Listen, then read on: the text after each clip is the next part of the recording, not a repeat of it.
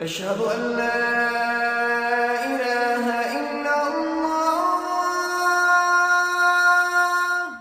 رب اشرح لي صدري ويسر لي أمري واحلل عقدة من لساني يفقه قولي واللهم ثبتنا عند الموت بلا إله إلا الله واللهم اجعلنا من الذين آمنوا وعملوا الصالحات وتواصوا بالحق وتواصوا بالصبر آمين يا رب العالمين. আজকের খুতবায় আমার নিয়ত হলো ইনশাআল্লাহ কুরআনের সপ্তম সূরার কয়েকটি আয়াতের উপর কিছু ভাবনা শেয়ার করা। সূরাটি হলো সূরাতুল আরাফ। সূরাতুল আরাফের শুরুর দিকে আল্লাহ আযজা ওয়া জাল্লা আদম আলাইহিস সালামের ঘটনা তুলে ধরেন। এই ঘটনার কিছু কিছু বিবরণ কুরআনের বেশ কয়েক জায়গায় পাওয়া যায়, সর্বমোট 7 জায়গায়। প্রতিবার ঘটনার নতুন কিছু দিক তুলে ধরা হয়েছে। সুতরাং এটা ঘটনার পুনরাবৃত্তি নয়, বরং একই ঘটনার ভিন্ন ভিন্ন দৃষ্টিভঙ্গি। তাই সূরাতুল আরাফে ঘটনাটির নির্দিষ্ট একটি দৃষ্টিভঙ্গি বর্ণনা করা হয়েছে। এখান থেকে যে শিক্ষা আমরা লাভ করব তা একেবারে অনন্য। এই শিক্ষা বাকারায় পাবেন না, পরের দিকের সূরা সফফাত বা অন্য কোনো সূরায় পাবেন না। এটা কোরআন অধ্যয়নের মূলনীতির অংশ। হয়তো কেউ বলতে পারেন, আমি তো নবীদের ঘটনা জানি, আমি ইতিমধ্যে আদম আলাইহিস সালামের ঘটনা জানি বা মূসা আলাইহিস সালামের ঘটনা প্রভৃতি জানি। প্রকৃতপক্ষে প্রতিবার আল্লাহ যখন কোনো ঘটনা বর্ণনা করেন, তিনি আসলে আপনাকে ভিন্ন ভিন্ন কিছু পাঠ শিক্ষা দিচ্ছেন এবং পৃথক পৃথক প্রজ্ঞা শিক্ষা দিচ্ছেন। আজকে আপনাদের জন্য সে প্রজ্ঞাগুলোর একটির উপর গুরুত্ব দেব, আর তা হলো শুরু থেকে আল্লাহ কিভাবে মানবজাতির সৃষ্টি নিয়ে কথা বলেছেন। খুতবার শুরুতে আমি আয়াতটি তেলাওয়াত করেছি। আল্লাহ আযজা ওয়া জাল্লা বলেন, ক্বাদ খালাকনাকুম, আমি তোমাদেরকে সৃষ্টি করেছি, সুম্মা সাওয়ারনাকুম, অধিকন্তু আমি শুধু তোমাদের সৃষ্টি করিনি, আমি তোমাদের রূপও দান করেছি। আকাশসমূহ এবং পৃথিবী সৃষ্টি করেছেন আল্লাহ, পর্বত সৃষ্টি করেছেন আল্লাহ, সৃষ্টি করেছেন অনিন্দ সুন্দর ঝর্ণাধারা আল্লাহ, সৃষ্টি করেছেন সম্প্রসারিত মহাবিশ্ব আল্লাহ, সৃষ্টি করেছেন ঝিকমিক করা তুষারকণা, বরফকণা। আল্লাহর সৃষ্টি সব কিছুতেই আছে মন করা সৌন্দর্য। আল্লাহ স্বাভাবিক বর্ণনা ভঙ্গির বাহিরে গিয়ে কোনো কিছুর সৌন্দর্য বর্ণনা করেন না, শুধু এটা বলেন যে তিনি অমুক জিনিস সৃষ্টি করেছেন।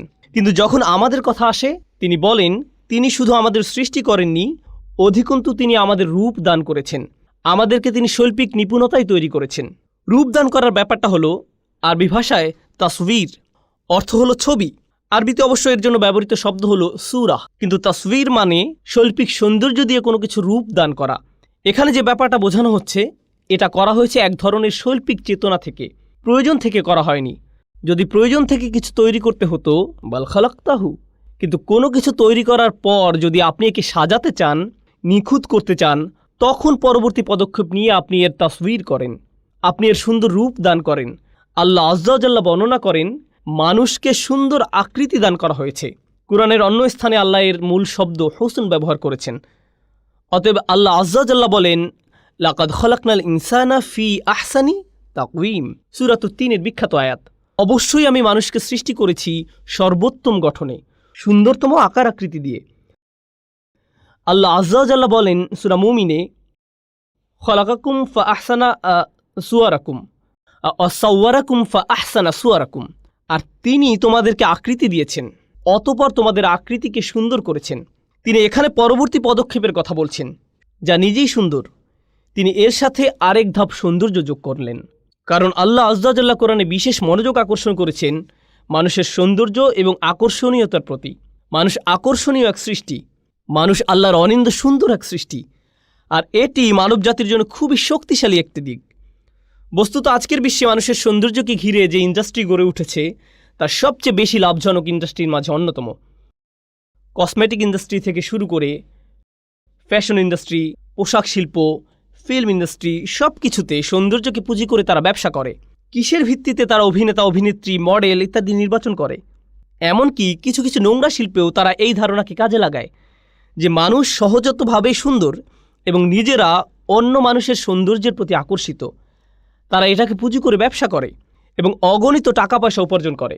অতএব এটি খুবই শক্তিশালী একটা জিনিস, যা আল্লাহ মানবজাতিকে দিয়ে অলঙ্কৃত করেছেন, নারী পুরুষ সবাইকে দিয়েছেন। এখন এটা বলার পর আমি আপনাদেরকে বলেছিলাম এই খুতবা আদম আলাইহিস সালামের ঘটনা নিয়ে। আমি মনে করি এখানে উপবিষ্ট সবাই ঘটনাটি জানেন, বা অন্তত এই ঘটনার কিছুটা বিস্তারিত বিবরণ আপনাদের সবার জানা আছে। জান্নাতে আমাদের পিতামাতাকে একমাত্র যে নির্দেশটি প্রদান করা হয়েছিল, এই গাছের নিকটেও যেও না, লা তাকরাবু হাযিহি শাজারা, তোমরা দুজনে এই গাছ থেকে দূরে থাকো। এটাই ছিল একমাত্র নির্দেশ। যদি কোরআনের টেক্সট ভালোভাবে খেয়াল না করেন তাহলে আপনার মনে হবে শয়তানের লক্ষ্য ছিল আমাদের পিতামাতাকে ওই গাছের ফল আহার করানো, আমাদের পিতামাতাকে ওই গাছের ফল আহার করানো, এটাই ছিল তার লক্ষ্য। আল্লাহ আজ্জা জাল্লাহ এটাকে শয়তানের লক্ষ্য হিসেবে বর্ণনা করেননি। এটা আমার আশা ছিল, আমি আশা করেছিলাম শয়তানের উদ্দেশ্য ছিল, আল্লাহ বলেছেন এই গাছের নিকটেও যেও না, আর শয়তানের লক্ষ্য হবে তাদেরকে গাছের নিকটবর্তী করা। সূরা বাকারায় আল্লাহ বলছেন আযাল্লাহুমা শাইতান, শয়তান তাদের পদস্খলন ঘটালো, শয়তান তাদের উভয়ের দ্বারা সামান্য ভুল করালো। আমরা এখনো জানি না সে পদস্খলনটি আসলে কি, কিন্তু সূরাতুল আরাফে আল্লাহ শুধু আমাদের বলেননি শয়তান কি করেছে, আল্লাহ আমাদেরকে তার উদ্দেশ্যের কথাও বলেছেন। তো কেন সে তাদেরকে গাছের নিকটবর্তী করতে চেয়েছিল?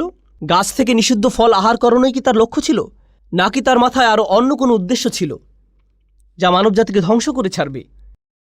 আমাদেরকে একটি ব্যাপার বুঝতে হবে। এমনকি দিন শেষে আদম আলাইহিসসালামকে একটি নির্দিষ্ট গাছ সম্পর্কে বলা হলো, এই গাছের ফল তোমার জন্য হারাম, এই গাছের ফল খাওয়া তোমার জন্য নিষিদ্ধ।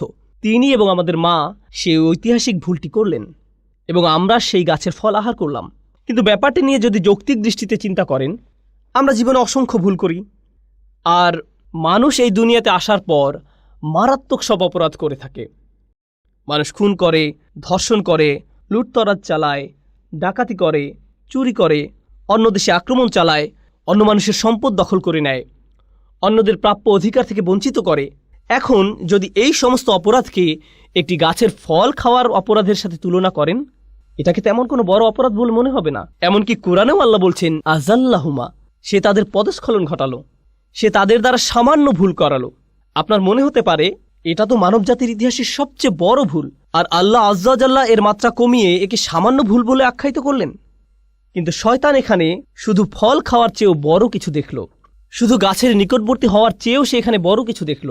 তার ছিল খুব নির্দিষ্ট একটি উদ্দেশ্য। এই ব্যাপারটার উপরেই আজকে গুরুত্ব দিতে চাই। আমার খুতবার প্রথম অংশ এই অংশের সাথে সম্পর্কহীন মনে হতে পারে। প্রথম অংশে আমি বলেছি আল্লাহ মানুষকে খুব সুন্দর অবয়বে সৃষ্টি করেছেন, আকর্ষণীয় করে তৈরি করেছেন। এখন শুনুন আল্লাহ আজ্জা জাল্লাহ শয়তানের মনের ভেতর থেকে কি বর্ণনা করছেন। ফাওয়াসওয়াসা লাহুমা শাইতান, শয়তান অবিরত তাদের কুমন্ত্রণা দিল এবং দূরে সরে গেল। ওয়াসওয়াসা মানে হামাসা ওয়া গাবা, সে তাদের কাছে যেত, কুমন্ত্রণা দিত এবং অদৃশ্য হয়ে যেত, এরপর আবার কুমন্ত্রণা দিত এবং আবার অদৃশ্য হয়ে যেত। ক্রমাগত কারো কাছে একই বার্তা বারবার প্রচার করা, যতক্ষণ না সে তা গ্রহণ করে নেয়। প্রোপাগান্ডা এভাবেই কাজ করে। আপনাদের কি মনে হয় কেন তারা একই অ্যাড বারবার প্রচার করে, যেন আপনার তা একেবারে মুখস্থ হয়ে যায়? যদি ওয়াসওয়াসা বারবার দেয়া না হয় তবে এটি আপনার চিন্তার অংশ হবে না। কোকের একটি বিজ্ঞাপন 10-15 বার দেখার পর হঠাৎ করে আপনার ইফতারিতে কোকের প্রয়োজন হয়। ভাবছেন কিরে, কোকের চিন্তা কোত্থেকে মাথায় এলো? তাহলে ওয়াসওয়াসা মানে মনের মধ্যে কোনো কিছুর ধারণা বারবার প্রবেশ করিয়ে দেয়া। এখন তার উদ্দেশ্য কি ছিল? আল্লাহ বলেন লিয়ুবদিয়া লাহুমা মা উরিয়া আনহুমা মিন সাওআতিহিমা। তিনি এখানে গাছের কথা উল্লেখ করেনি। শয়তান তাদের বারবার কুমন্ত্রণা দিতে লাগলো। এই অংশটা মনোযোগ দিয়ে শুনুন। তাদের কুৎসিত অংশ থেকে যা ঢাকা ছিল, যাতে সে তাদের জন্য তা প্রকাশ করে দেয়, অর্থাৎ তাদের উলঙ্গ শরীর। এখন এই অংশটি বোঝা একটু কঠিন, কারণ ঠিক কয়েক মুহূর্ত আগে একই সূরার আরেকটি আয়াতে আল্লাহ বলেন তিনি আমাদেরকে কেমন করে সৃষ্টি করেছেন? সুন্দর রূপে। এখন আল্লাহ বলছেন শয়তান চেয়েছিল আমাদের পিতামাতা যেন কুৎসিত রূপে একে অপরের নিকট প্রকাশিত হয়ে পড়ে, অর্থাৎ উলঙ্গ অবস্থায়। সে চেয়েছিল তাদের নিকট থেকে তাদের জামা কাপড় খুলে ফেলতে। এটাই ছিল তার লক্ষ্য। এখানে দুটি প্রশ্ন দেখা দেয়। প্রথমত, আল্লাহ কেন বলেননি যে শয়তান তাদেরকে গাছের ফল আহার করাতে চেয়েছিল? আর দ্বিতীয়ত, হঠাৎ করে কেন যে শরীর আল্লাহ সুন্দর আকৃতিতে সৃষ্টি করেছেন এখন সেটা কুৎসিত? আল্লাহ কোন কারণে এই কথা বলছেন? এই সমস্যাটি মানবজাতিকে, বিশেষ করে ঈমানদারদের অবশ্যই বুঝতে হবে। আল্লাহ আজ্জা জাল্লাহ এই শরীরকে সুন্দর করে সৃষ্টি করেছেন। প্রকৃতপক্ষে একজন পুরুষের কাছে সবচেয়ে আকর্ষণীয় বিষয় হলো একজন নারী। আল্লাহ আজ্জা জাল্লাহ এই শরীরকে সুন্দর করে সৃষ্টি করেছেন। যুয়্যিনা লিন্নাসি হুব্বুশ শাহাওয়াতি মিনান নিসা, মানুষের কাছে সবচেয়ে বেশি সুশোভিত করা হয়েছে নারী। এটি খুবই প্রভাব বিস্তারকারী শক্তি। এটি এতই শক্তিশালী যে কোরআনে গাছটির জন্য যে ভাষা ব্যবহার করা হয়েছে সেই একই ভাষা ব্যভিচারের জন্য ব্যবহার করা হয়েছে। লা তাকরাবু হাযিহিশ শাজারা লা তাকরাবুজ জিনা লা তাকরাবুল ফাওয়াহিশ। ব্যভিচারের কাছেও যেও না, কোনো নারীর সাথে অবৈধ সম্পর্ক করার কাছেও যেও না। কোনো ধরনের নির্লজ্জতা এবং ব্যাহাপনার ধারে কাছেও যেও না। অতএব এটি খুবই ভয়ঙ্কর। আর এটা এমন কিছু ঠিক গাছের নিকটবর্তী হওয়ার মতো, কাছে গেলেই এটা আপনাকে টেনে ধরবে। ভেবেছিলেন এটা তো শুধু দৃষ্টি বিনিময়, তাকে দেখে পছন্দ হয়ে গিয়েছিল, এরপর আবার তাকালেন, সে মুচকি হাসি দিল, আপনিও হাসলেন। এখান থেকে ধীরে ধীরে একটা চক্রের মধ্যে আটকে গেলেন। এরপর সব কিছু সীমার বাহিরে চলে গেল। কিছু বুঝে ওঠার আগেই এমন কিছুতে আটকে গেলেন, বুঝতেও পারছেন না কিভাবে বের হবেন। সুতরাং কাছে না যাওয়ার উপদেশটি উত্তম একটি উপদেশ, কারণ আপনি জানেন না কোথায় থামতে হবে। কিছু দূর অগ্রসর হওয়ার পর আর থামতে পারেন না। তো আল্লাহ আজ্জা জাল্লা বর্ণনা করেন, যখন মানুষ আল্লাহর অনুমোদিত পথের বাহিরে গিয়ে একে অন্যের নিকট লজ্জাস্থান প্রকাশ করে দেয়, এটাই তখন চূড়ান্ত কদর্যতা, এটাই তখন মানুষের চূড়ান্ত কুৎসিত রূপ। পুরুষ এবং নারীর সুন্দর একটি ভালোবাসার সম্পর্ক থাকার কথা। আল্লাহ আমাদের সুন্দর করে সৃষ্টি করেছেন যেন আমরা একে অন্যের প্রতি আকৃষ্ট হই। এরপর তিনি একটি ব্যবস্থাপনা তৈরি করলেন যার মাধ্যমে এই সম্পর্কটি বৈধতা পাবে। বিয়ের মাধ্যমে এই সম্পর্কটি বৈধতা পাবে। মানুষ যখন বিপরীত লিঙ্গের প্রতি আকর্ষণের কারণে এই সম্পর্কটি স্থাপন করতে চায়, কিন্তু এমন পন্থায় যা আল্লাহর নিকট অনুমোদিত নয়, তখন সে একই সম্পর্কটি যা সৌন্দর্যের কারণে তৈরি হয়েছিল, আকর্ষণের কারণে তৈরি হয়েছিল, সেই একই সম্পর্কটি তখন কুৎসিত রূপ ধারণ করে। আর এটা শুধু শারীরিক কদর্যতা নয়। কেউ এটা শোনার পর ভাবতে পারে, আমার একটা মেয়ে বন্ধু আছে, সে সুন্দর, আমি বুঝতে পারছি না কিভাবে সে কুৎসিত হয়ে গেল কুরআন নাজিল হওয়ার পর। আমি এটা নিয়ে কথা বলছি না। আপনার ভেতরে এক ধরনের কদর্যতা আছে। আপনার ভেতরের ভালো সত্তাটি ধীরে ধীরে মৃত্যুর দিকে ধাবিত হয়। তখন মানুষকে শুধু শারীরিক দিক থেকে সুন্দর করে সৃষ্টি করা হয়নি, মানুষকে চরিত্রের দিক থেকে সুন্দর করে সৃষ্টি করা হয়েছে। আর আপনি যখন অবৈধ একটি সম্পর্কে জড়িয়ে পড়েন, তখন আপনার ভেতরে যে সৌন্দর্যগুলো ছিল, আল্লাহ আপনাকে যে সৌন্দর্যগুলো দান করেছিলেন, তার থেকে কিছু কিছু তখন আপনার কাছ থেকে পালাতে শুরু করে। আপনার ভেতর থেকে টেনে হিঁচড়ে বের করে ফেলা হয়। ফলে দেখবেন, যখন কোনো যুবক ছেলে কোনো মেয়ের সাথে অবৈধ সম্পর্কে জড়িয়ে পড়ে, বা কোনো মেয়ে কোনো ছেলের সাথে, তখন লক্ষ্য করবেন তারা দিন দিন তাদের পিতামাতার সাথে বদমেজাজি আচরণ থেকে আরও বেশি বদমেজাজি আচরণ করতে থাকে। তাহলে দেখা যাচ্ছে এই সম্পর্কটি তাদের জীবনের অন্যদিকে কদর্যতা নিয়ে এসেছে। আপনি বুঝতেও পারবেন না তার এরকম পরিবর্তনের কারণ কি। এটাই হলো সাওয়া বা কদর্যতা। প্রসঙ্গত, কুৎসিতের আরবি হলো কবাহা, এটা কাবিহ, এটা কুৎসিত। তাহলে সাওয়া অর্থ কি? আরবিতে সাওয়া মানে লাশ। লাশ দেখা মানুষের দৃষ্টিতে খুবই অস্বস্তিকর এবং কদর্য। এর দুর্গন্ধ, আকৃতি, গলে পচে যাওয়া মাংস, চামড়া, এর সর্বত্র পোকামাকড়, এর সব কিছুই আমাদের চিন্তায় খুবই অসহ্য। এই চিত্রটি আল্লাহ আজ্জা জাল্লা তুলে ধরেছেন। অন্য কথায়, আপনার শরীর জীবনী শক্তিতে পরিপূর্ণ, কিন্তু আপনার আত্মার মৃত্যু ঘটেছে। আপনার আত্মা একটি লাশে পরিণত হয়েছে। লিউবদি আলাহুমা মা উরিয়া আনহুমা মিন সাওআতিহিমা। শয়তান তাদের লজ্জাস্থান প্রকাশ করে দিতে চেয়েছিল, কুৎসিত অবস্থা, সে তাদের ভালো দিক দূর করে দিতে চেয়েছিল। প্রসঙ্গত, এই সম্পর্কে আরেকটি ব্যাপার উপলব্ধি করা গুরুত্বপূর্ণ। আল্লাহ আজ্জা জাল্লা মানব জাতিকে ফেরেশতাদের চেয়েও উত্তম মর্যাদা দিয়েছেন। ইবলিসের চেয়েও তিনি মানুষকে উত্তম মর্যাদা দিয়েছেন। আর শুধু একটি জিনিসের কারণে মানুষ এই উত্তম মর্যাদা লাভ করেছে। ওয়ানাফাখতু ফীহি মির রূহি ফাকাউ লাহু সাজিদিন। আল্লাহ যখন মানুষের ভেতরে রূহ ফুঁকে দিলেন, শরীরকে সুন্দর করে সৃষ্টি করা হয়েছে, কিন্তু যে রূহ আল্লাহ মানুষের ভেতরে ফুঁকে দিয়েছেন, যে আত্মা আল্লাহ আপনার ভেতরে ফুঁকে দিয়েছেন, যে ভালো গুণগুলো তিনি আপনাকে দিয়েছেন, সেটাই আপনাকে বেশি সৌন্দর্যমণ্ডিত করেছে আল্লাহর যে কোনো সৃষ্টির চেয়ে। সেটাই আপনাকে অন্যদের থেকে পৃথক করেছে। শয়তান এটা জানে, আর তাই সে মানুষের শারীরিক সৌন্দর্যকে কাজে লাগিয়ে তাদের আত্মিক সৌন্দর্যকে কুৎসিত করতে চাইবে। এটাই তার লক্ষ্য। এখন এটা বলার পর সে কিভাবে আমাদের পিতামাতাকে রাজি করালো, এটা লম্বা একটা ঘটনা। আমি তার একটি সংক্ষিপ্ত রূপ আপনাদের সামনে উপস্থাপন করছি। সংক্ষিপ্ত ভার্সনটি হলো, সে আদম এবং হাওয়া আলাইহিসসালামকে বলেছিল, শোনো, তোমাদের সৃষ্টি করা হয়েছে পৃথিবীর জন্য। ইন্নী জাইলুন ফিল আরদি খলিফা। আল্লাহর সিদ্ধান্ত হলো তোমাদের দুনিয়ার জন্য সৃষ্টি করা হয়েছে। তোমাদের জান্নাত থেকে দুনিয়াতে স্থানান্তর করা হবে যে কোনো মুহূর্তে। জান্নাত ছেড়ে পৃথিবীতে কে যেতে চায়? এখন শোনো, শুধু ফেরেশতারা এখানে থাকতে পারবে। সরি, তোমরা ফেরেশতা নও। অথবা তোমাদের জন্য আরেকটি উপায় আছে। যদি তোমরা জান্নাতের পার্মানেন্ট রেসিডেন্ট কার্ড বা গ্রিন কার্ড পেতে চাও, এটাই তোমাদের একমাত্র বিকল্প উপায়। অতএব ফেরেশতা হওয়ার একমাত্র উপায় হলো, বা জান্নাতের চিরস্থায়ী অধিবাসী হওয়ার একমাত্র উপায় হলো, তোমাদেরকে ওই গাছের ফল খেতে হবে। এটাই একমাত্র উপায়। তো সে বলল, আন তাকুনা মালাকাইনি আও তাকুনা মিনাল খালিদিন। এই গাছ থেকে আহার করো, হয় তোমরা ফেরেশতা হয়ে যাবে, নতুবা জান্নাতের চিরস্থায়ী অধিবাসী হয়ে যাবে।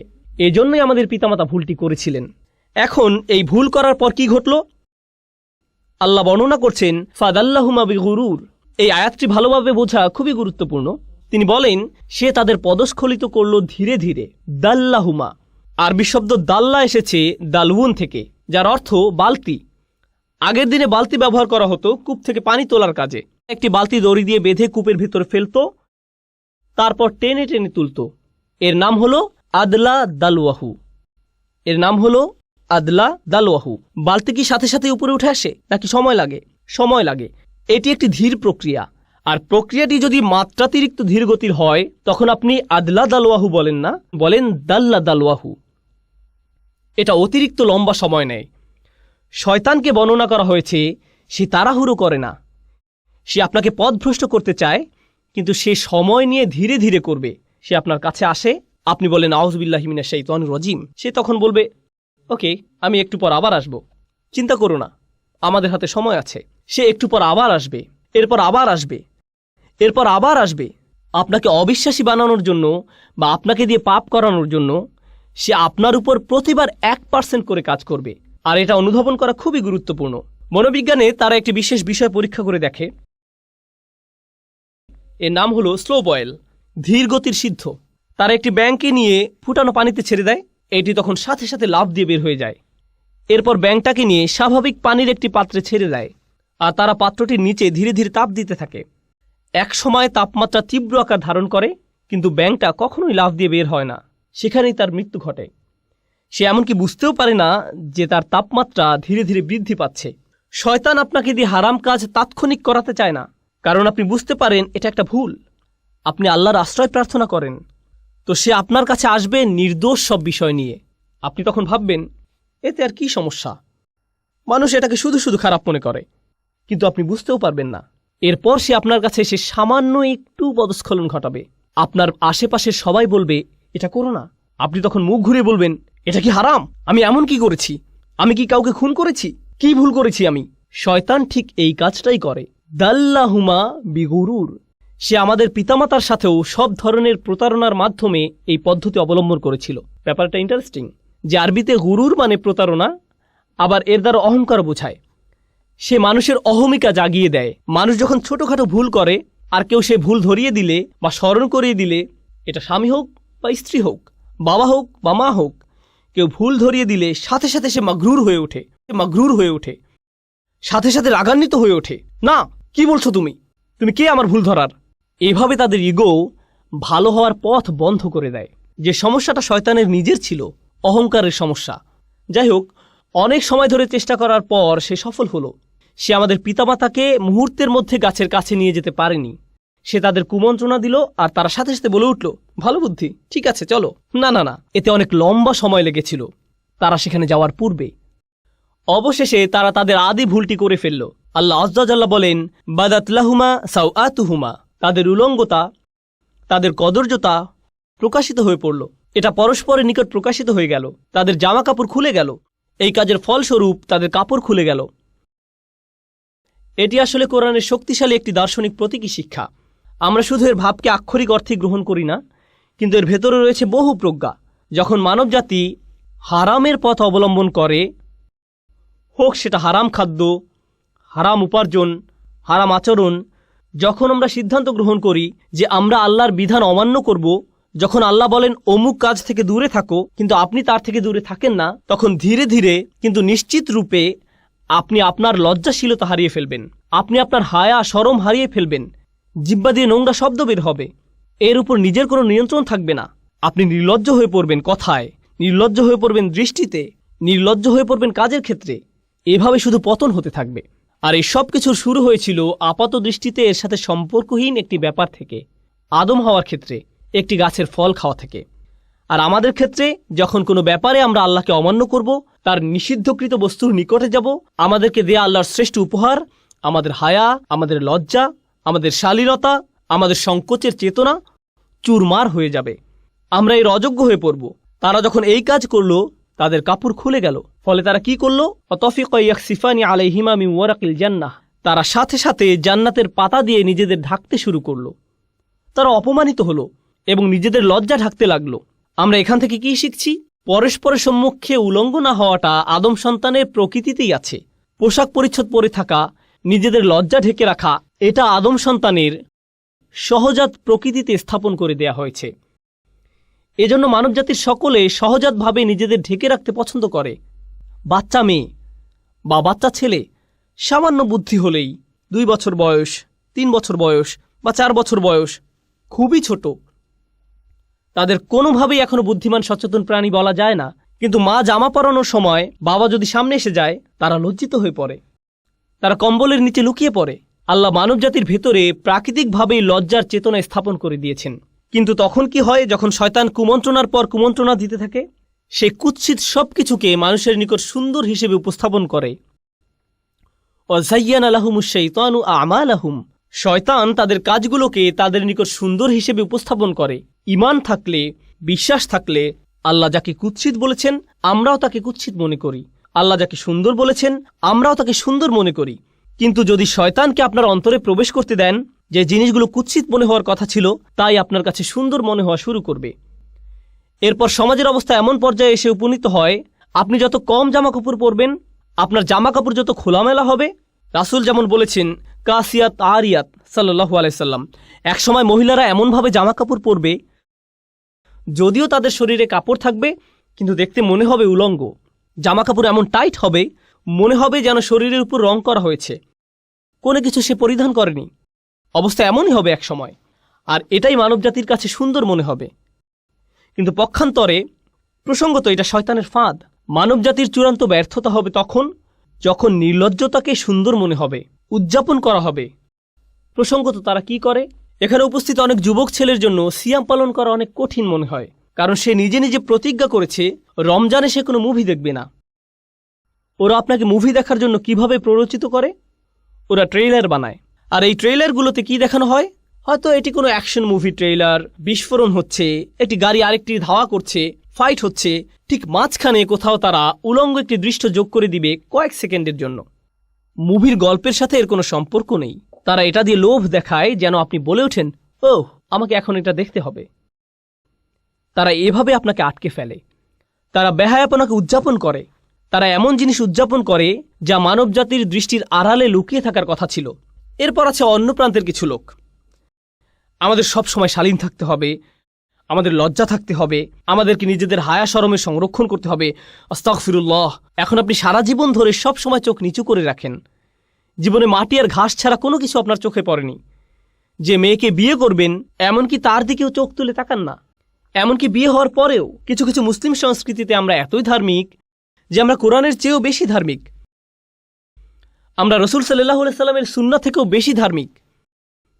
স্ত্রী সবসময় জিলবাব, হিজাব পরে থাকে, এমনকি ঘরের ভেতরেও। সে এমনকি তার স্বামীর জন্যও সাজে না, এমনকি তার স্বামীর জন্যও সুন্দর পোশাক পরে না। সে কখনো তার স্বামীকে নিজের দিকে আকৃষ্ট করার চেষ্টা করে না। যদি জিজ্ঞেস করেন কেন এমনটা করো না, সে বলবে আস্তাগফিরুল্লাহ, আস্তাগফিরুল্লাহ। এটা আস্তাগফিরুল্লাহ নয়, তুমি যে স্বামীর কাছেও নিজেকে ঢেকে রাখো এটাই আস্তাগফিরুল্লাহ। কারণ নারী পুরুষের সম্পর্ক যদি সৌন্দর্যমণ্ডিত না হয়, হালাল সীমার ভেতরে সম্পর্ক যদি হালালের ভেতরে সুন্দর না হয়, তখন শয়তান পুরুষ মানুষটির অন্তরে কুমন্ত্রণা দেওয়ার সুযোগ পেয়ে যায়। সে বলবে তুমি যা চাচ্ছ তা বিয়ের সীমার বাহিরে পাবে, বাহিরে পাবে। বুঝতে পারছেন? আল্লাহ আযজা ওয়া জাল্লা কোরআনে এই সুন্দর সম্পর্কের সংরক্ষণ করেছেন যেন বিয়ের ভেতরে সম্পর্কটা সুন্দর এবং রোমান্টিক থাকে। কিভাবে তিনি এটা করেছেন? আল্লাহ আযজা ওয়া জাল্লা একই সূরায় বলেন, তিনি বর্ণনা করেন, ইয়া বানি আদমা খুযু যিনাতাকুম ইনদা কুল্লি মসজিদ, হে বনি আদম তোমরা প্রত্যেক নামাজের সময় সাজসজ্জা পরিধান করে নাও। পরবর্তী আয়াতে তিনি বলেন, কুল মান হাররামা যিনাতাল্লাহ, বলো কে হারাম করেছে আল্লাহর সৌন্দর্য উপকরণ। এখান থেকে আমরা শিখতে পারি আল্লাহ এই সৌন্দর্য সবসময় ঢেকে রাখার কথা বলছেন না। আল্লাহ বলছেন এই সৌন্দর্য প্রদর্শন করার জন্য উপযুক্ত জায়গা আছে, এর জন্য উপযুক্ত পরিবেশ রয়েছে। তিনি আপনার এই সৌন্দর্যকে অস্বীকার করছেন না। তিনি এটা তৈরি করেছেন যেন আপনি এর প্রতি আকৃষ্ট হন, কিন্তু উপযুক্ত মাধ্যমে এটা পেতে হবে। এজন্যই তিনি এই সৌন্দর্য সৃষ্টি করেছেন। তাই তিনি বলছেন, ইউওয়ারি সাওআতিকুম ওয়ারিশান কদ আনজালনা আলাইকুম লিবাসান ইউওয়ারি সাওআতিকুম ওয়ারিশান। সুবহানাল্লাহ। আমি তোমাদের জন্য পোশাক অবতীর্ণ করেছি আমি পোশাক নাজিল করেছি। আল্লাহ এই আয়াতে বলছেন পোশাকও কোরআনের মতো, ওহির মতো আল্লাহর নাজিলকৃত একটি উপহার। যেভাবে আমরা কোরআনকে সাজাই সেভাবে আমাদের সুন্দর পোশাক পরিধান করার কথা, শালীন কিন্তু সুন্দর পোশাক, যেন এটি আমাদের কদর্যতাকে ঢেকে রাখে।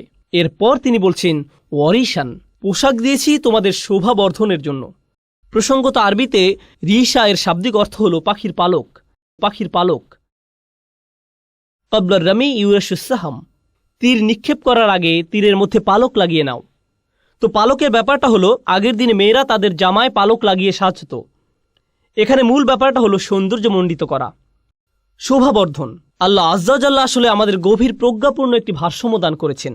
আমাদের আজকের বিশ্ব, মার্কিন যুক্তরাষ্ট্র সহ আধুনিক বিশ্ব এবং মুসলিম বিশ্বের অধিকাংশ অঞ্চল যা ভ্রান্ত উপায়ে আধুনিক হচ্ছে, এগুলোর দিকে তাকালে আপনি কি দেখতে পান? আপনি দেখতে পান সুন্দর সুন্দর রাস্তাঘাট, আধুনিক সব দালান কোঠা, সরকার ব্যবস্থা, টেকনোলজি, ভালো ভালো কত কিছু ঘটছে। কিন্তু একটি ক্ষেত্রে মানবতা তার স্বকীয়তা হারিয়ে ফেলছে, আর তা হলো আমরা নির্লজ্জতা এবং বেহায়াপনা উদযাপন করছি। কিশোর ছেলেমেয়েরা বড়দের চেয়েও বেশি নোংরা শব্দ জানে। তারা স্কুলে পরস্পরের কাছ থেকে শিখছে।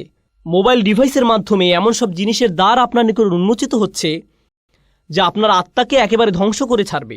প্রতি মুহূর্ত, সব সময় এসব ছবি দ্বারা আক্রান্ত হচ্ছেন প্রতিনিয়ত, এসব শব্দ দ্বারা, এসব মেসেজ দ্বারা। একদিকে আমাদের নিজেদের রক্ষা করতে হবে।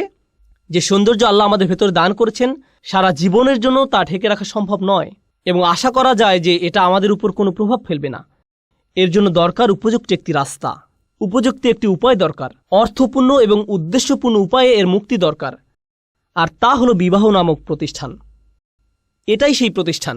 আল্লাহ আজ্জা জাল্লা আমাদের খুব সুন্দর প্র্যাকটিক্যাল একটা ধর্মদান করেছেন। তিনি আমাদের থেকে সাধু সন্ন্যাসী হওয়া আশা করেন না। সাহাবারা রাদিয়াল্লাহু আনহুম আজমাইন তথা রাসূল সাল্লাল্লাহু আলাইহি সাল্লামের সঙ্গীদের ইসলামের পূর্বেও একটি জীবন ছিল, আর সে সময় তারা ঠিক এমন ছিলেন না যে আস্তাগফিরুল্লাহ ওইদিকে আপুরা আছেন। সে সময় তারা এমন জীবন পার করেননি। ইসলামের পূর্বে তাদের কারো কারো রোমান্টিক জীবন ছিল, কেউ কেউ এমনই ছিলেন। এমনকি ইসলাম গ্রহণ করার পরেও সেই জীবন থেকে বের হয়ে আসা তাদের জন্য কষ্টকর ছিল। একদিন এক সাহাবী রাসূল সাল্লাল্লাহু আলাইহি সাল্লামের কাছে এসে বললেন, ইয়া রাসূলুল্লাহ, আমি খুব দুঃখিত, আমি রাস্তায় এক মেয়েকে চুম্বন করে ফেলেছি।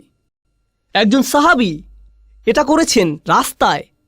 রাসূল সাল্লাল্লাহু আলাইহি সাল্লাম তাকে কয়েক রাকাত নামাজ পড়তে বললেন, কারণ তিনি ধীরে ধীরে ভালো হচ্ছেন, তিনি আস্তে আস্তে ভালো হওয়ার দিকে এগিয়ে যাচ্ছেন। আমি বলছি না যে এমনটা করা আপনাদের জন্য বৈধ।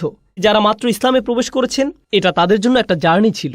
রাসূল সাল্লাল্লাহু আলাইহি সাল্লাম তাকে এভাবে ধমক দেননি। তুমি কি আদম আলাইহিস সালামের ঘটনা শুনোনি? তুমি কি জানো না এই কারণে আমাদেরকে জান্নাত ত্যাগ করতে হয়েছিল, আর তুমি সেই শয়তানের পদাঙ্ক অনুসরণ করছো? না, তিনি লম্বা কোনো লেকচার দেননি। জাস্ট 2 রাকাত নামাজ পড়ো, আল্লাহর কাছে ক্ষমা চাও, এমনটা যেন আর না ঘটে। নিজের উপর এত কঠোর হবে না। আপনাদের কেউ কেউ অতীতে ভুল করেছেন, আর কেউ কেউ এখনো করে যাচ্ছেন। আল্লাহর কাছে ফিরে আসার এটাই সেরা সময়। কয়েক রাকাত নামাজ পড়ে আল্লাহর কাছে শক্তি সামর্থ্য প্রার্থনা করুন, যেন আপনি সেই সম্পর্কগুলো থেকে বের হয়ে আসতে পারেন, যেন সেই আসক্তিগুলো থেকে বের হয়ে আসতে পারেন। অন্য কাউকে এই সম্পর্কে জানতে হবে না। আপনাকে আমার কাছে এসে বা অন্য কারো কাছে গিয়ে এই অপরাধগুলো স্বীকার করতে হবে না। আল্লাহ জানেন আপনি কিসের মধ্যে আটকে আছেন। আল্লাহ ইতিমধ্যে জানেন। যদি নিজের অন্তরে যথেষ্ট শক্তি না পান এই রমজান মাসে, তবে এই শক্তি আর কখনোই পাবেন না। এই ধরনের সমস্যাগুলো থেকে বের হয়ে আসার এটাই শ্রেষ্ঠ সময়। এর চেয়ে উত্তম কোনো সময় হতে পারে না। তাই আমি আল্লাহ আজ্জা জাল্লার নিকট প্রার্থনা করছি, আমাদের মাঝে যারা জীবনে ভুল করেছেন বা এখনও করে যাচ্ছেন, আল্লাহ যেন আমাদের এমন ইমানের শক্তি দান করেন যেন আমরা এই ধরনের ভুলগুলো থেকে বের হয়ে আসতে পারি, এবং আমরা যেন বুঝতে পারি যে এগুলো আসলে শয়তানের চাল। আমরা যেন তার কাছ থেকে সরে আসতে পারি এবং আল্লাহর অনুমোদিত উপায় অবলম্বন করতে পারি, যেগুলো বাদে অন্যগুলো হারাম। আল্লাহ আমাদের জন্য যে পথ খোলা রেখেছেন, হালালের পথ, তা যেন অবলম্বন করতে পারি। বারাকাল্লাহু লিয়া ওয়া লাকুম ফিল কুরআনিল হাকিম ওয়া নাফা'নি ওয়া ইয়্যাকুম বিল আয়াতি ওয়া যিকরিল হাকিম। أشهد أن لا